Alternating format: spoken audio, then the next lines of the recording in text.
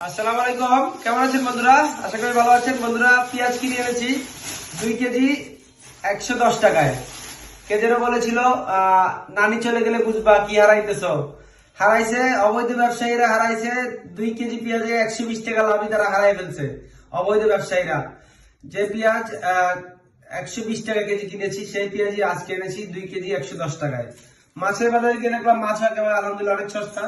যে তেলাপিয়া মাছ 220 টাকা কেজি খেয়েছি, 200 টাকা কেজি, সেই তেলাপিয়া মাছই 160 টাকা কেজি। পোয়া মাছ যেগুলো 250-300 টাকা, সেগুলো আজকে এনেছি 180 টাকা কেজি। কালো চান্দা মাছ যেগুলো 300 টাকা 400 টাকা কেজি খেয়েছি, সেগুলো এনেছি 250 টাকা কেজি। তো মূল কথা হচ্ছে, কেউ চলে গেলে তার শূন্যস্থান ঠিকই পূরণ হয়, হয়তো আরো বেটার কিছু পাওয়া যায়। শুভকামনা আমাদের সাবেক প্রধানমন্ত্রী শেখ হাসিনার জন্য। আপনি যেখানে আছেন ভালো থাকেন। আমরা আলহামদুলিল্লাহ অনেক ভালো আছি। সবার জন্য শুভকামনা। আল্লাহ হাফেজ।